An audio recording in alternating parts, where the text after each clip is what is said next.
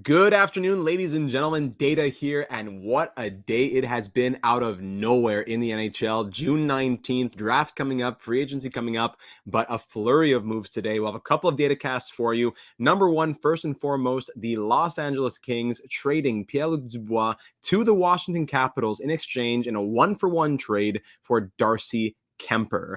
Another trade, of course, is the Jacob Markstrom deal as the Flames traded Markstrom to the Devils. We'll get a separate data cast as soon as this one is over. So two within the next half hour or so on top of our live stream tonight of the Montreal Expos and MLB The Show 24 franchise. So on top of all of that, we also have Ty Dellandrea going to the San Jose Sharks. You got Barclay Goodrow being claimed off waivers, but in the end, no, I'm sorry. Unfortunately, yeah, everyone's saying Leda with the L. Unfortunately, I only got home from work about now, but I was dying to get in here. So this trade is essentially, for a lack of a better term, junk for junk. Kind of unwanted goods for unwanted goods. Both have potential, both have shown talent, but it's essentially a piece that one team didn't want in exchange for another piece that a team didn't want. So which piece is more or less valuable? We'll break this down. So what's really interesting to me in this trade is how the Kings, in the span of 1 year, have gone from trading multiple good pieces for Pierre-Luc Dubois to then flipping him because of the contract that they signed him to for essentially just an aging goaltender on a bad contract.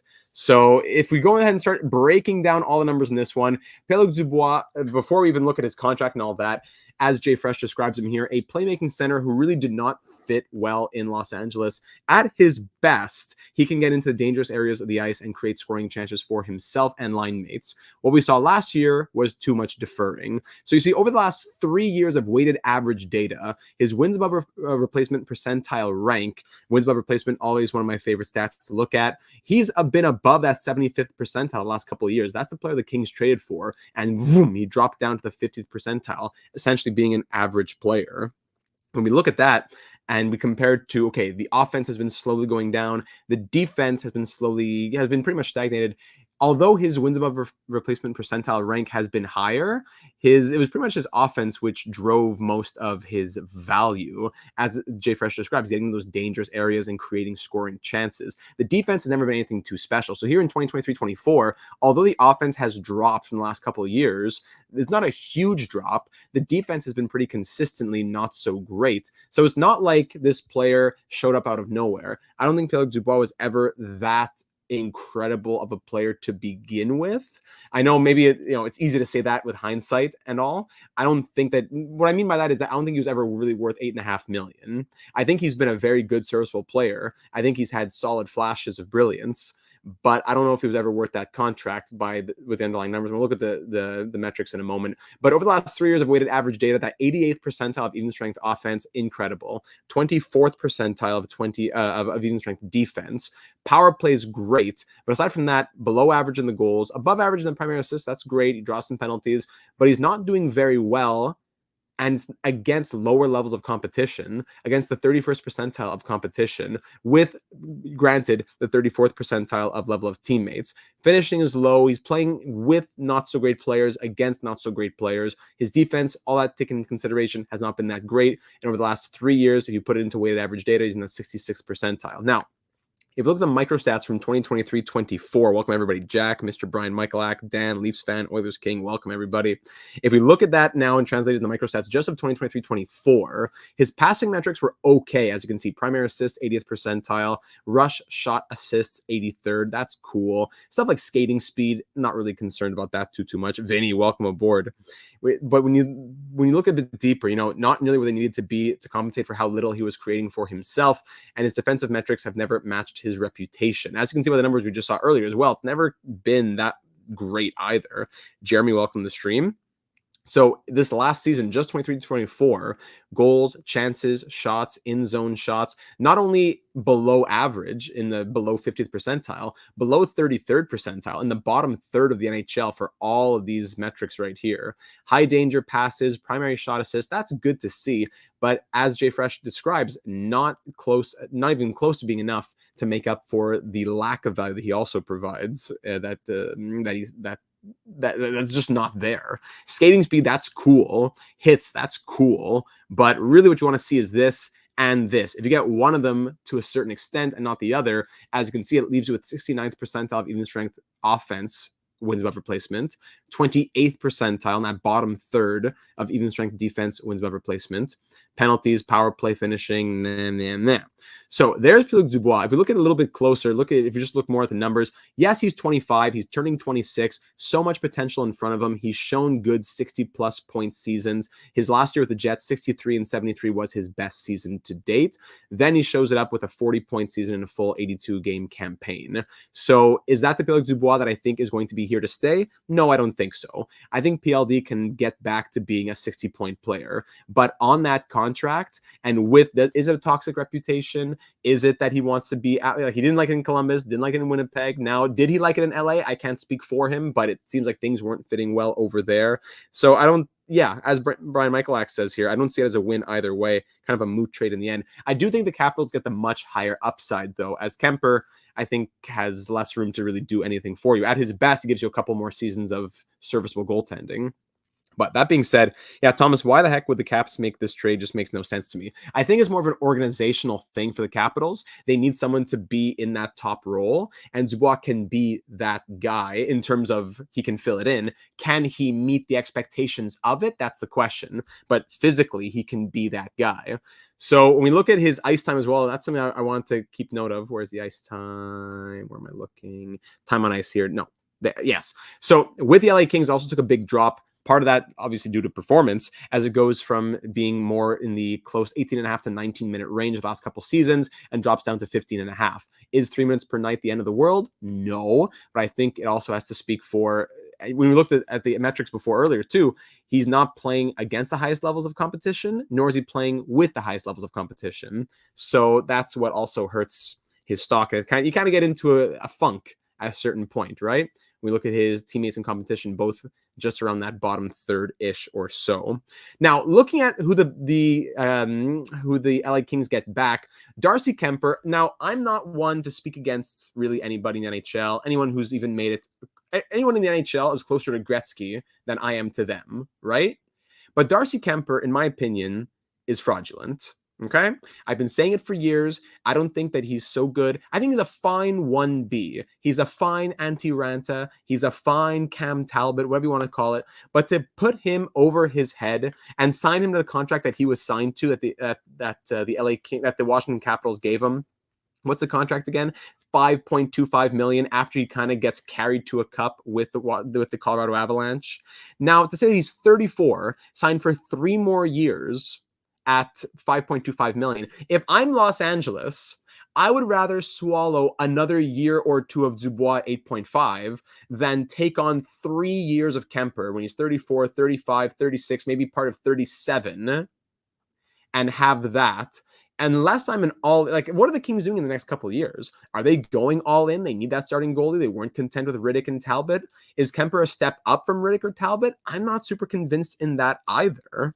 Kuemper had a .932 save percentage in his first stint in LA. That's true because he was with the LA Kings previously. So he was with Minnesota, LA Kings, 2017-18, 19 games, .932 save percentage. But in recent years, .890 save percentage with 3.31 goals against average this last year in 33 appearances. Lost the crease to Charlie Lindgren.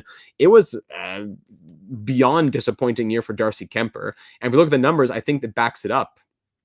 I got to go back to Jay Fresher. I think I'm backed up by saying that. Darcy Kuemper, I don't think he is really a starting goalie in the NHL at this point. I think he's a good 1B. And the Kings have kind of kept themselves in the same position. Rittich, Talbot, and on top of that, they have Cal Peterson in the system. They get another goalie who's okay, who's serviceable. But can he really be your starter? And to take that much money to do it? Yeah, he's been good in his career, sure. But at this point in his career, at 34, signed on for 3 more years, he fell off a cliff, nosedive in 2023-24. So say, last 3 years, 87th percentile, that's great. But keep in mind that year in which he was at his best was when he won a Stanley Cup in 2021-22, carried by one of the best teams in the league. 2022-23 looked better, 2.85 goals against, .909 save percentage, but really, this past season fell off a cliff. when you want to look at it's hard to look at them because the last three, like this year to this year is night and day. So look at this a lot more in like the 20th percentile in terms of wins above replacement per 60, and save percentage versus expected save percentage, just a straight consistent downward spiral there. So as Mr. Merlin says, Mr. Merlin, they wanted to get rid of Dubois more than they wanted Darcy. So there you go. Exactly. That's the situation that they were in. It's not that they wanted Darcy Kuemper, it's that they wanted to get rid of Dubois. But again, I'm saying if I'm Los Angeles, I would try to at least raise this is ultimately low value, the lowest value you can get for Pierre-Luc Dubois, aside from having to dump him. I think if I'm LA, try to get him to have a 50, 60 point season. Maybe if you're lucky, maybe 50 just to say. Try and give him another season to boost his stock a little bit more and then see what's out there. Were they that desperate for the money? Maybe that's also playing into it as well, depending on what they want to do this offseason. They now have $23.45 million to play with and a lot of spots to fill. So what LA does this offseason will dictate more of my feelings toward this trade if they had to free up that money. But at the end of the day, let me do the numbers here again. It's 8.5 minus 5.25. They free up 4.75 million, right? Is 4.75 million going to be what makes or breaks your team? No. It is nice to have, but they really just want to get rid of Dubois. That leaves Kopitar as their first line center. Absolutely. Philippe Danault can keep playing second line center. Sure. Quentin Byfield plays left wing center. Who else do you have in the system? You fill in the blanks, but you don't need to have an $8.5 million player filling in that spot any longer. So before I go on, just a lot of comments are coming in here. Let me say this here. So Dabrowski just with some notes on his franchise mode that he's playing right now. In my opinion, they should have traded Dubois to Boston. They needed a center in exchange for Ullmark. I don't think Boston would have given that value, but I see where you're going with it. Kings would need to add a lot, obviously. Oh, there you go. But would make way more sense than this trade. I could see that with salary retention or with the value being propped up. I could see that trade making sense for Boston, but the Kings would have had to add a lot. The Kings probably want to say, what is the best one-for-one deal we can get? Instead of 7 more years, 8.5, we swallow 3 more years at 5.25, 4.75 million or 4.25 million less. Is that what it is? No, 3.25 million less. Yeah, sorry, my calculations were all off. 3.25 million less. But then you get the next 4 years after freed up, right? Tom is saying, I really wonder how the Kings feel. They traded good prospects for PLD, and after one season, they trade him already. That's the thing. If we go back to what the original trade was for Pierre-Luc Dubois, we see that the Kings traded Gabe Vilardi, who had an incredible season with the Jets. Alex Iafallo had a great season with the Jets. Rasmus Kupari, a prospect who still the jury is out on him, and a second-round pick. So Kupari, former first-round pick, didn't really do much in the NHL. Yeah, 1 assist in 28 games, fine. Call him a wash. Take him out of the deal, no problem.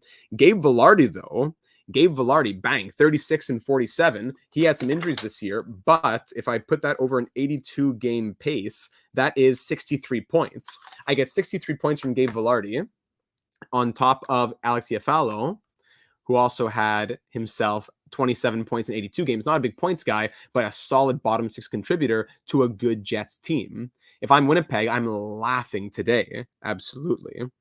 Let's see. Let me go back to the comments here. Some of you are leaving a bit more. No Devils talk just yet. Divots, I can see why people are against it, but honestly, I don't mind this trade for either team. PLD still is relatively young and can become a good top-line player, and Kuemper could be a solid starter.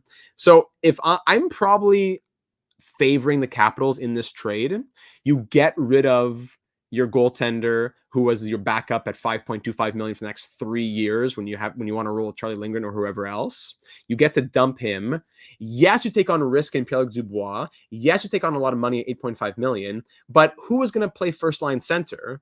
Were you going to, or even your top 6 or top 9? Were you going to roll with Dylan Strome, Connor McMichael, and Hendrix Lapierre next season when Ovechkin is obviously trying to still push? No. So Dubois fits the roster well, but in terms of long-term, will the Capitals regret taking on Dubois? Probably not as much as the Kings, because the Kings, because of Kopitar, because of Danault, have him playing third line. Meanwhile, the Capitals, even if he's struggling, will still have him playing higher up in the lineup, hopefully boosting his stock, whatever it might be. If they want to trade him in a future date, even if it's not for much value, it'll be for more than they had to give. So PLD at 8.5 million obviously slots in to first line center, I would think. Strome at second line center. You have your Nick Dowds and Connor McMichaels and Hendrix Lapierres of the world who are throughout the bottom 9 or whatever it might be. And although Dubois is not playing like a top line player, and although he might not even be described as a top line player in Washington, he will, just by definition of him playing on the first line, be a first line player. And when he's given that opportunity, we see the most ice time he's got in 1855, he's had 60 points. Is it all about ice time? No. But give him 20 plus minutes a night. Give him Alex Ovechkin. Give him TJ Oshie if he's healthy. Give him, I don't know, Tom Wilson. It's not the greatest cast of characters, but give him the ice time and give him the opportunities.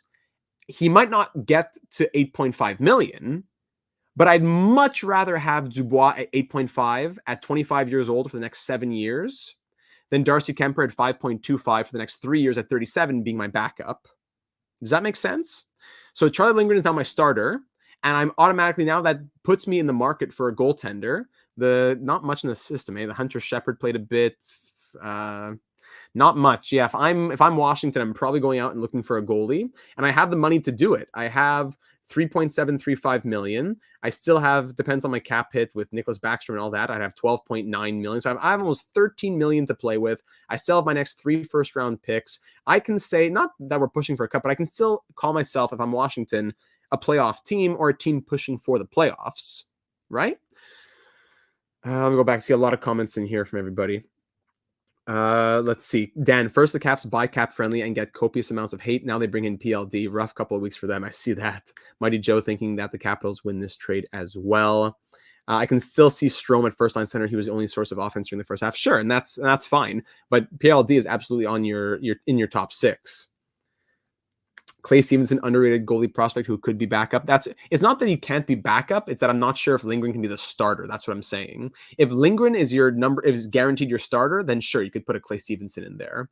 But if you're still looking to share the crease or something and bring in another guy with experience, a guy who can take 50 games, then you're probably looking at free agency. Yeah, Oshie might retire before he does anything with Dubois. Also a good point right there. And yeah, Strome, as of now, yes, he has been better than PLD.